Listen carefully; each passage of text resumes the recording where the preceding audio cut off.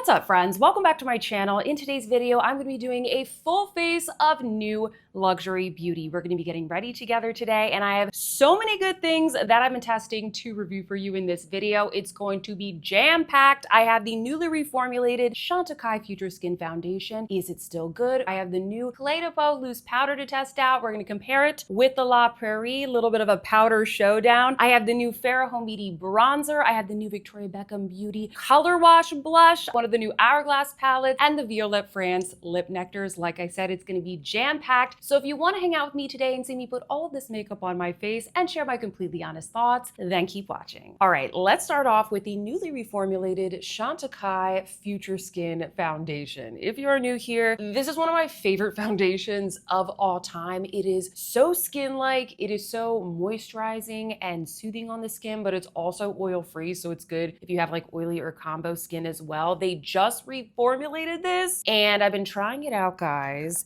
and I want to share my thoughts. I have right here the shade Alabaster. This is the one that I've always worn. I'll show you guys a quick little side-by-side here. The new Alabaster, the shade is not the same. I just want to warn you, the shade is actually better for me, so yay. Like, this actually looks neutral, whereas the old Alabaster, it was a little bit too pinky for my liking. It was the best shade for me, but I really like the new Alabaster best. But I just want to call that out. I don't know if that's the case for all of the shades. I know that they added new shades, but the original shades don't seem to be 100% the same. So just a little call out, look out for swatches or check in store, etc. I'm gonna go in with a BK Beauty 115. These are now sold separately, guys. This is one of the new ones that came in the set like a couple of months ago. These are now sold individually. I'm so excited, so I'll link them down below. But anyway, back to the Chantecaille Future Skin Foundation. They changed up the ingredients of this, and I did a little ingredient analysis. They actually added a lot of good stuff. They added more humectants. They added more skin soothing ingredients. They kind of modernized the silicones, and they also updated the preservatives. But at the end of the day, the effect that I see on my skin is that I do think that the new one,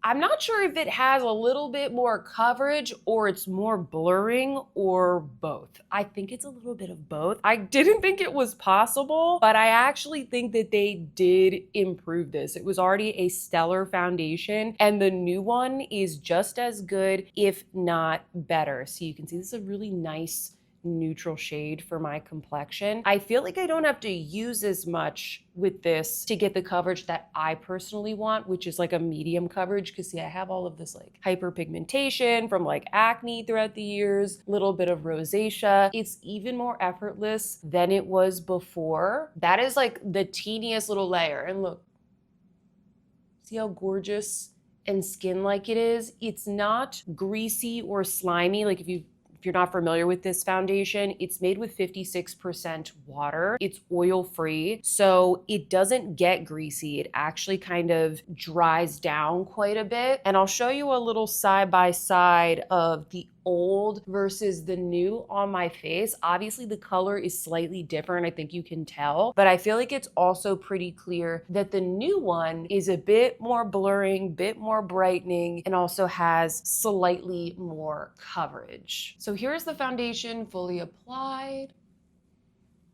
Really nice, right? Very good coverage. Didn't need to use a lot of product. I don't have a new concealer. I'm just gonna go in with my NARS Creamy Concealer in the shade Madeline.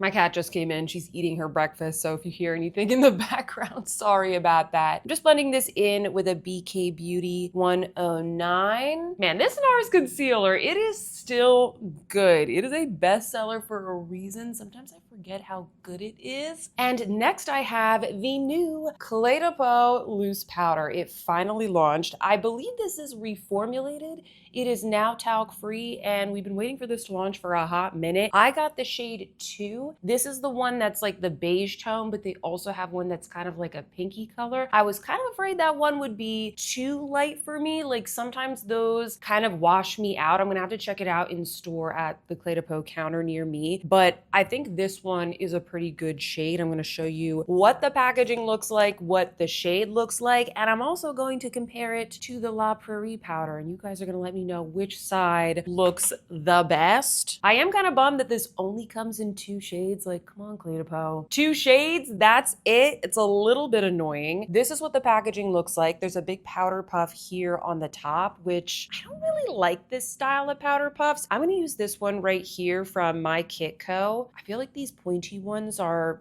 a bit easier to maneuver, but I digress. And then this part just sort of pops open like this, and there's one of those little like nets here where you can pick up the powder. I don't love the packaging. I think the La Prairie one is better. I kind of prefer it when you can like open and close a little compartment, because this part that goes on top here, I don't know, like it doesn't click into place. But I will say, I'm not even a powder person.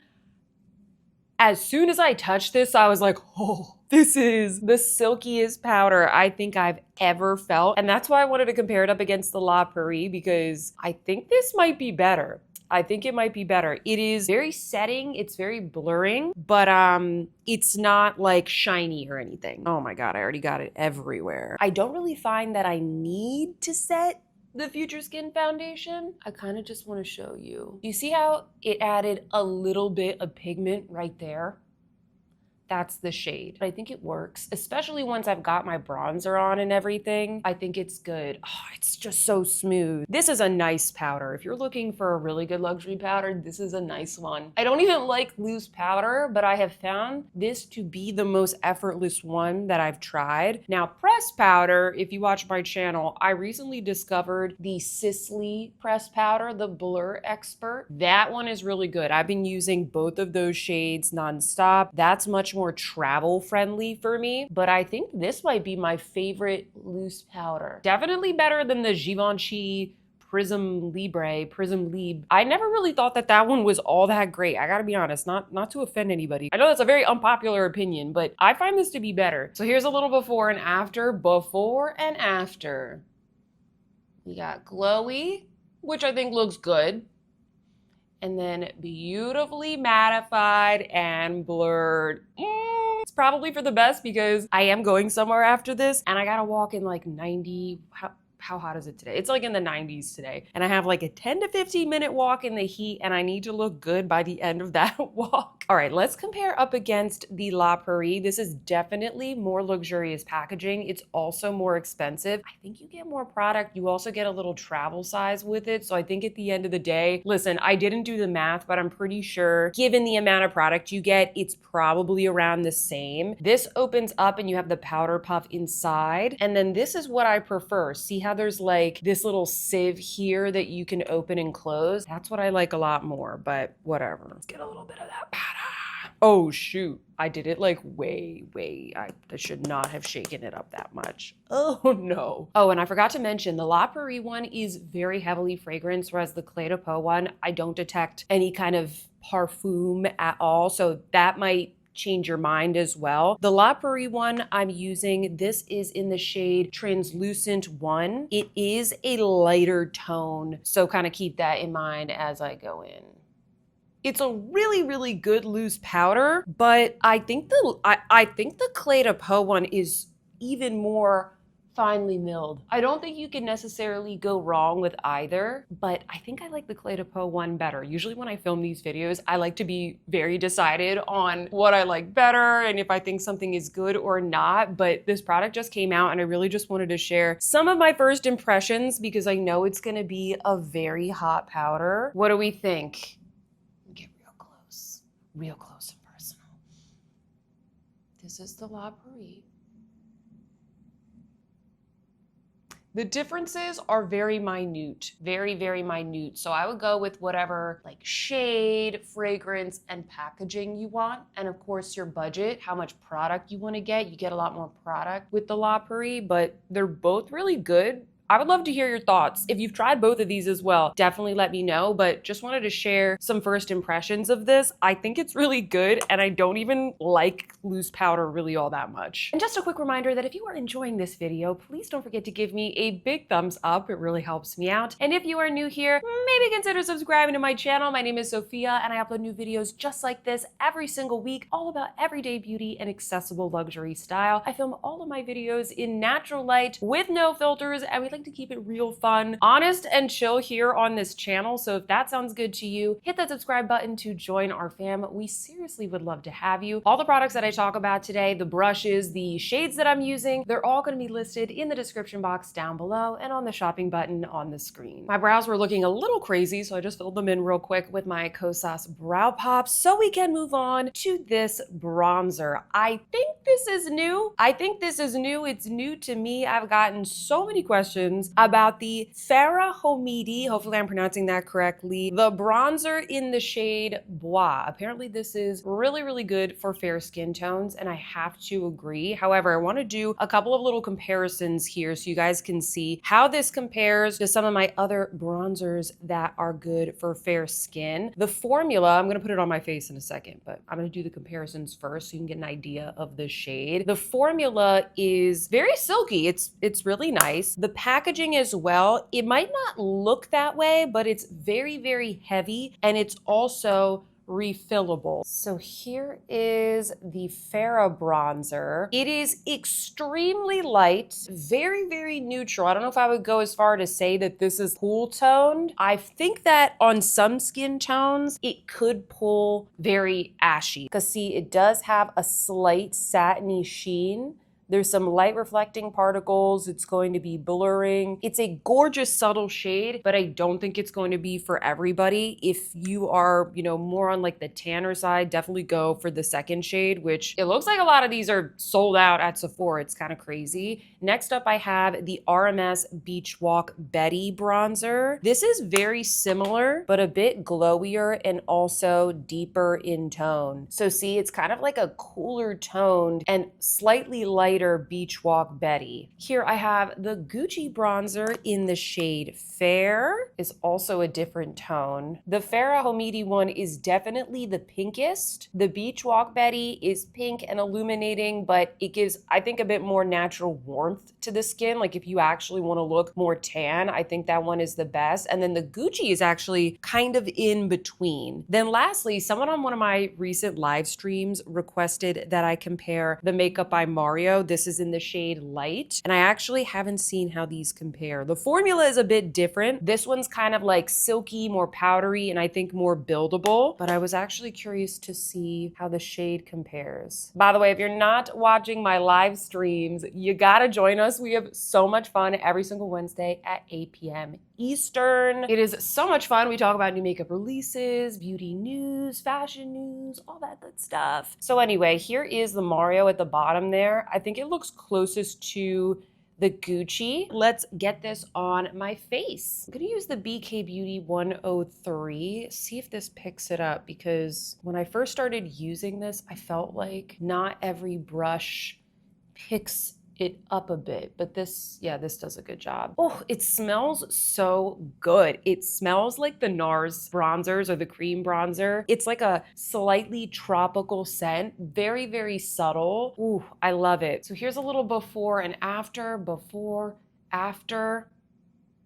It's beautiful. It's a really nice bronzer, very subtle. It does almost borderline look like a blush, but it's really, really gorgeous. Love the scent, love the packaging. It's so expensive, however, I believe it's $78. Definitely feels like a luxury product, but you just saw all of the comparisons on my hand. I don't think this is like better necessarily than the other bronzers that I have in my collection. It feels like something that I would use more so in the winter time, just because I have other bronzers, whereas I would be more likely to use the Beach Walk Betty in the summertime because it gives more of that summertime type of glow. If you have any of these other bronzers, if you're satisfied with them, I don't think you need to like run out and get this. But if you truly feel like you just struggle to find something that looks very natural on your fair skin, if you have a cooler skin tone, then I think you will like this. And a lot of my subscribers say that they like to use this as an eyeshadow as well. And I can definitely see that looking really, really beautiful. Next up, I have here one of the new Victoria Beckham Beauty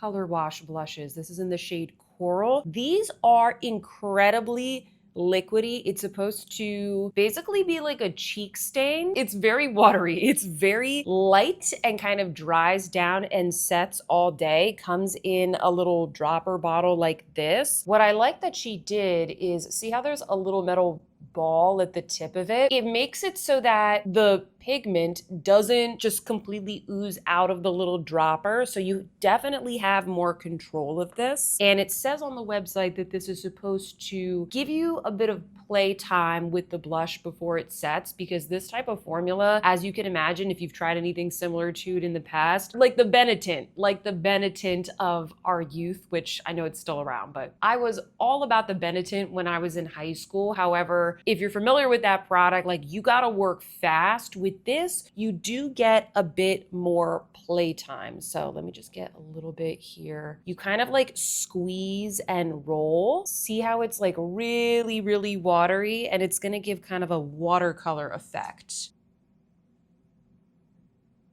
Especially with something liquid like this, I really try and focus it like above the nostril so that it doesn't like get out of control. It's really easy to use and apply. It's like the most weightless blush formula I've ever tried. Usually with this kind of stuff, it's more of like a serum-y type of situation. So here is the coral shade fully applied. I think it looks beautiful. I love the watercolor effect that it gives. The only small issue that I have with it is that it does leave a very faint stain on my hand. I find that you need to go in with like an oil-based cleanser or soap to really get this off if it has been sitting on your hand for a while as you're doing your makeup, or you need to just, you know, apply it and then wash your hands pretty quickly. So I think next time that I apply this, I'm going to be just putting it on a little palette or just something else so that I don't really have to deal with that. But it didn't stain my cheeks. Like, I used my RMS cleansing oil, I took a shower and washed my face, and I didn't notice any staining on my face. So I've had a good experience with it. I love the longevity. I love how lightweight these are. And if you were looking for that very natural, very light watercolor type of look to the cheeks, but you found, for example, the new Dior stick blushes to be,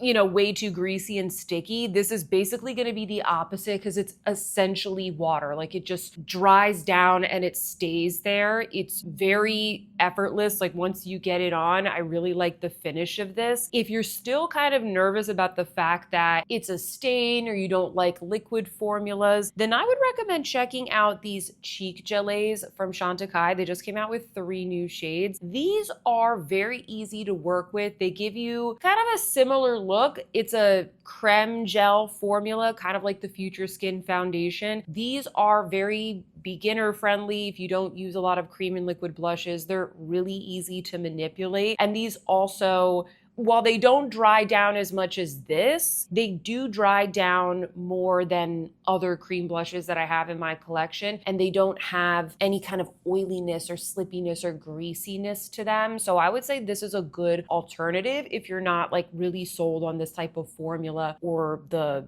packaging as well. Okay, let's get into the eyes. I was a little bit surprised how many of you asked me about these Curator palettes from Hourglass. I wasn't really planning on picking these up, but I felt like, you know what, I should educate myself about this formula. So I picked up this one, which is called Realist. The reason that I picked this one up is because, number one, I wanted something that was rather neutral, not super warm. Ugh, I hate how these flop around like this. It literally drives me crazy. Anyway, Creator problems, right? I decided to choose this one because I wanted something that was neutral, and I also wanted one of the palettes that had all of the different finishes. So we do have a matte, a satin, and I think that these two are considered, oh no, this one is matte, this one is satin, this one is shimmer, and this one is metallic, whatever that means. It's a very neutral, very simple palette. My first impressions are the packaging is fine, not my favorite. As you just saw, like, I hate how like floppy it is, but it does come with a mirror, a very tiny mirror if that's something that you're looking for. And this color story, it's beautiful. Like, I understand these are supposed to be very neutral, you know, they're boring, but boring can be cute as well. You know, it's very wearable. But this particular color story, I feel like these colors, they're a bit too similar. And then this shade right here, the matte, it's like essentially just a blending shade, or I guess it could be like an all over lid color. Yeah, but anyway, I'm gonna put it on my eyes and I'll talk you through the formulas. I'm gonna start off with that matte shade and just show you what it looks like all over the lid. I mean, it's a good way to just sort of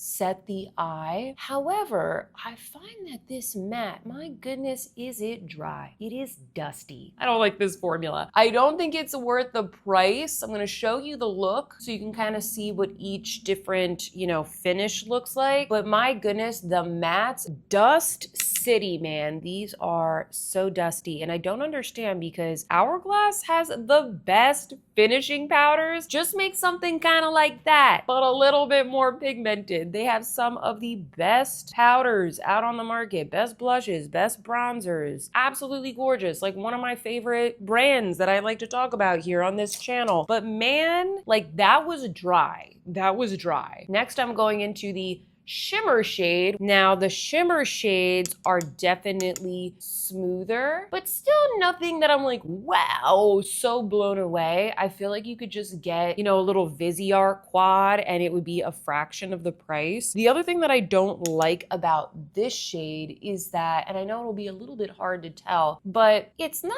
a very elegant finish. There's some very visible gold particles in there. I'm not, you know, against glitter or anything like that. There's just something that looks very cheap about this finish. And this look that I'm creating, it's gonna look cute. It's gonna look cute, but I'm just sharing my experience for the price compared to other things that I've got. Now I am using the satin shade. You wanna focus for me? This one right here. I'm gonna put this kind of in the crease. I want to build up some depth, but it's very hard to with this palette because this shade is not that much deeper than the last one. It's really just a matter of like one has gold glitter flecks and the other one doesn't. Sometimes I look at these products and I think to myself like, who approved this?